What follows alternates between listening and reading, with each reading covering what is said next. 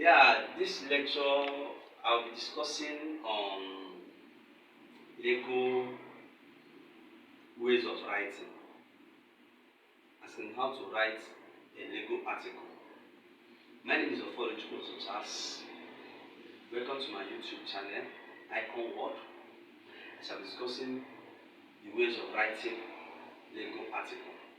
In my other previous or other videos that are coming, you will see Lego writing.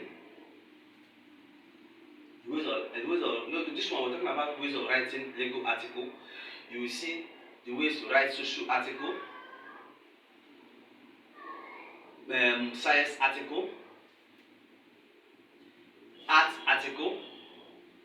You already see how to write long essay. In law, the project of law is called long essay, which is Lego project. It is called long essay. I'll discuss it later. Long essay, which is Lego projects, social science projects, arts projects, pure science projects, management projects, and management article. We shall discuss. This is subsequent webinars or subsequent discussion, but it will not be here. We are concentrating on Lego article. Number one is introduction. Once you come to Lego article, you first of all introduce yourself. After introduction is talking about the origin. This is who I am. This is what you are writing about. This is what you are writing about. You talk about it briefly. You go in to the next option, which is statement of. Another one should be background. Sometimes background and the introduction can be merged together. Sometimes you can differentiate them. Background is not talking about the background, history, some things you know, but it must be brief. Then you come down, you now start stating the statement of problem. What is the statement of problem? Statement of problem is the problems that you encountered before writing a project. If you're a good writer, you should know that before you write anything, it is a problem that you have encountered that will make you to write. Like me personally, there's nothing I've written. I've written over 50 articles, over 125 textbooks. But before I write, something makes me to write. That thing that makes you to write, or that problem that makes you to write, it is what is called statement of problem. Some people call it, or some people, or some university, or some states, or some countries call it statement of purpose. Then the next one is aims and objectives. Aims and objectives are those aims, objective, your reason of writing. This is my reason of writing. I'm writing because of social thing. I'm writing because of social thing. That reasons of writing, that is what is called statements of. That's what is called aims and objectives. And as a matter of fact, if you still need any sample, I can give you samples. I can give you journals. I'm editor-in-chief of a law journal. I can still give you journal. You see other people's write-up is on demand. Take notes. I can give you example, my own, one I've written, and one other people have written.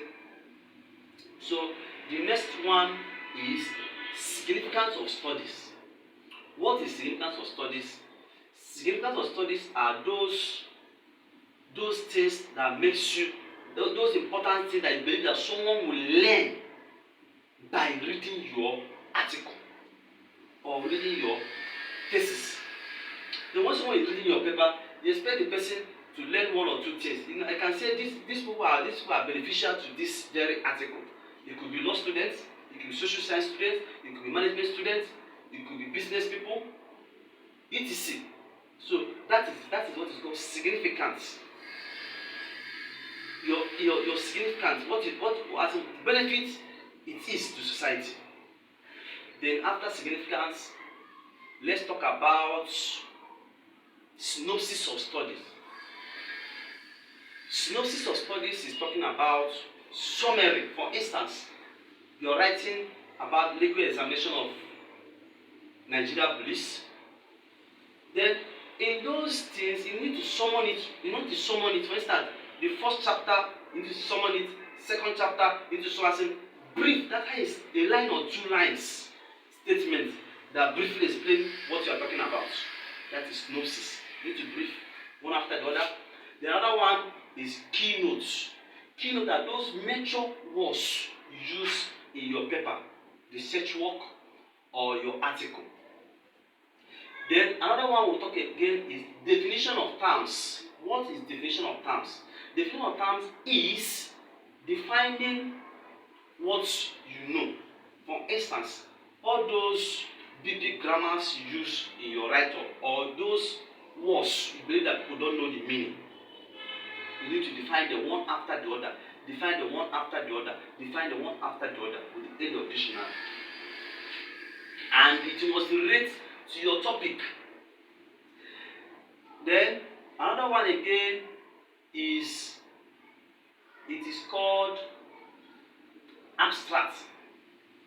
Abstract is always at the top, but there's a reason of me saying it here. Abstract is summary, total summary of your work. What does abstract contain? Abstract contains the topic, background, statement of problem, significance of the study, summary, conclusion, and the recommendation. But all this I said should not exceed 250 words. Take notes. That's what most journals are accepting. Likewise, my own journal, that's what we accept.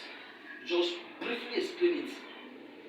That is what is called abstract. Then let's move to summary. Summary is just conclusion. Summary is just you bringing those words, bringing them together. It's different from abstract. Summarizing your work, but it may exceed 250 words. It doesn't have this thing, but let it not exceed 1 page, please. Then you talk about conclusion, which is concluding your words, bringing them in a word, as in about a paragraph, explaining it in a paragraph or so or more than, but let it not pass 1 page, please. Let it pass. When you pass 1 page, let it not be, but just as concluding it briefly. Then another one again is bibliography or bibliography, depending how you pronounce it. I believe bibliography is right. Bibliography is the reference paper, the reference means in law. The reference, we call it bibliography. Other departments like social science, management, arts, pure science, they call it reference. Why in law we call it bibliography? Those authors, it is called any research is called research. Any work, any paper or article in law is called research work. Once it's a research work, your own works are highly irrelevant. It is just submit what is it called? Addition. It's just an addition, or to buttress to bottle up your point, to make your point tangible, to make your point reasonable. But you need to bring other people's right up. Ofodun says this, Okeke says this, Benson says this, then at the end you conclude it. That is how to write legal article, even other research work. The research work. Then those quotations, those people you use their work, you have to reference them in your bibliography. There is many ways of reference. You have APA style, you have Nigerian Law Teachers Association style. Depending the style, the journal you want to submit using, or the style you want to use. If you are not publishing, you use it there. It has some people come with surname, first name, middle name, date in parentheses, the name of the article in italics, name of publishing, the year published, and the states and the country. Depending the way, I just gave you an example. What I'm using is APA style. APA style means American Psychological Association style. That's the meaning. That's the meaning of APA. So then we'll come to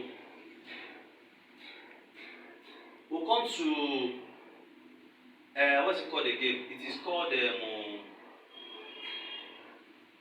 my Well, when I discuss footnoting is the next one we discuss. Footnoting is talking about how to footnote. Footnoting is another ways of lawyers writing.